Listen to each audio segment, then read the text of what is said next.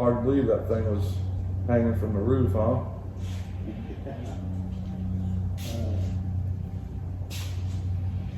If that motherfucker fits, you can have it. He goes, I'll make that bitch fit.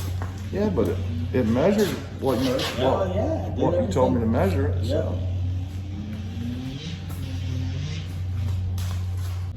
What do I think? Think it was ever going to make it this far? No. You thought No, you thought I was going to give up a couple times, though, didn't you? There were a few times you were going to give up. But no, it's good to see where it's at. You ain't got much left. I appreciate all the help on it that you gave me in the beginning. I really do.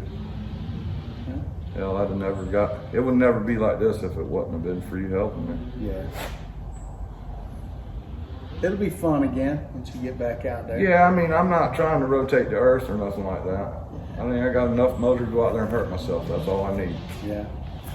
Well, that's okay. You know what I mean? Yeah.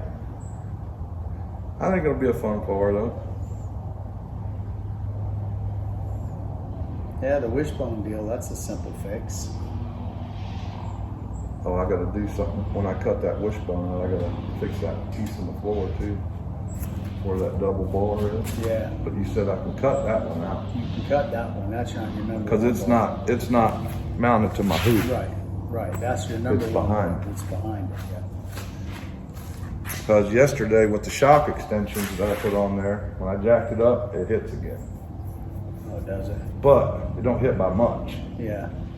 So I'm thinking by taking, because that's about a foot back. You know, that angle gets sharper as it gets closer to that. I got you. Yeah. So I think once I take that out, I'll weld 2 bars in there like you said. I'll roll that metal down over them, tack the metal back, and then just my drive shaft, I'm just gonna cut that piece and let it hang down. Right. Maybe put some Zeus's right there underneath, or I hope I don't have to take that out very often, you know? But, yeah. You ain't got much left. You'll be done here before you know it. Oh yeah. Looks good. Sits real good. Not bad for a couple. Just a couple guys just wanting to go have fun, build a car. Just think you ain't spending $180,000 on a chassis. Whew. I hear you. Funny part is that bitch will probably certify as much as one of them cars will. Yeah. I mean, it's got plenty of bars in it.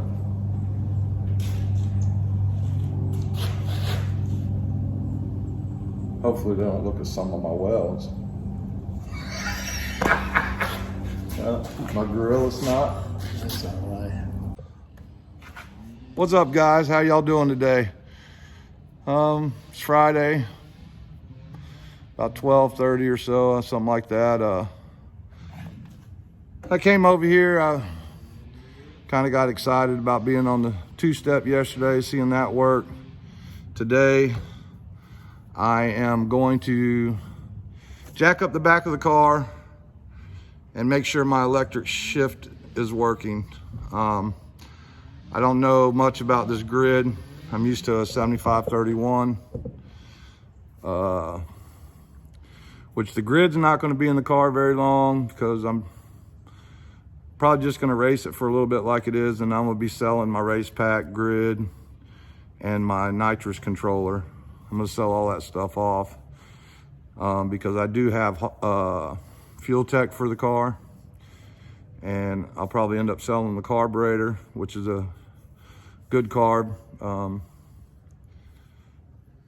John did an awesome job fixing that carburetor for me. It works great. Brought it right up on the 2-step. I didn't adjust it or nothing. So I'm happy about that.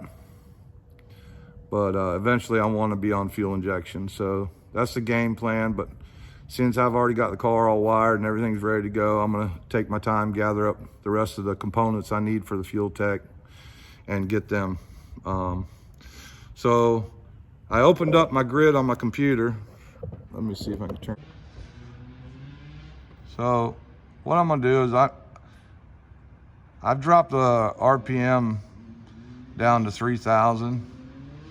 I'm gonna jack the car, like I said, I'm gonna jack the back of the car up, start the car up, put it in low, run it up to 3 grand and see if it shifts. That'll let me know that the electric shift is working properly and I don't have a wire crossed or something like that. So we're gonna try that right now. So give me a minute, let me get her.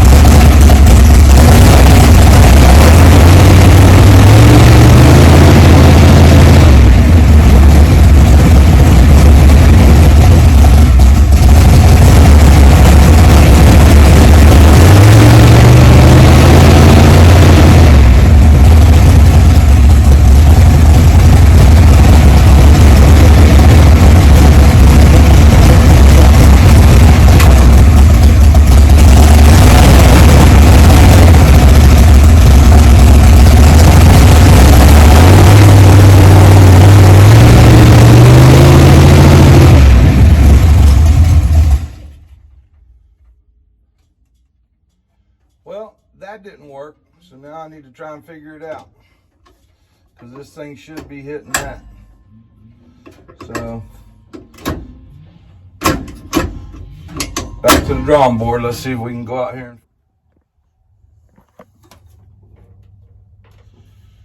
All right, so I had to reach out to one of my buddies because I wired the shifter incorrectly. I ran it straight off of the grid box.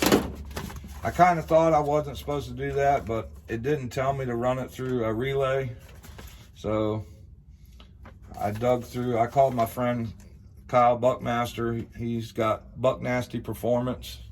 Look him up, he's a great dude, does killer work. He does wiring, all kinds. He builds, he plumbed my fogger on my intake. He used to work at NX, super good guy.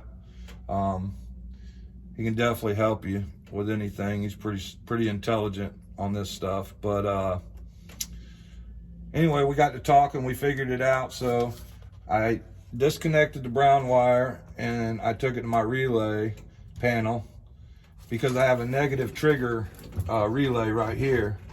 So this relay right here, when ground's applied, it activates it and sends a 12 volt signal to my shifter. Wherever it's at, there it is.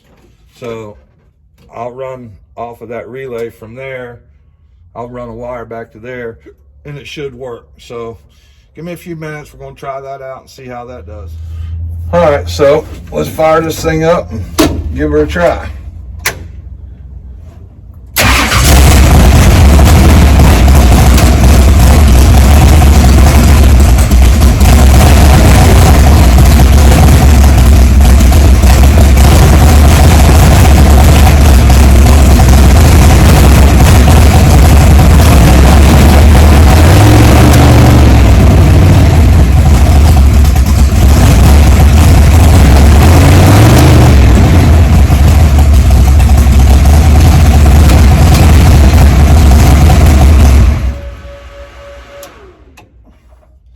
As you can see, that all works now.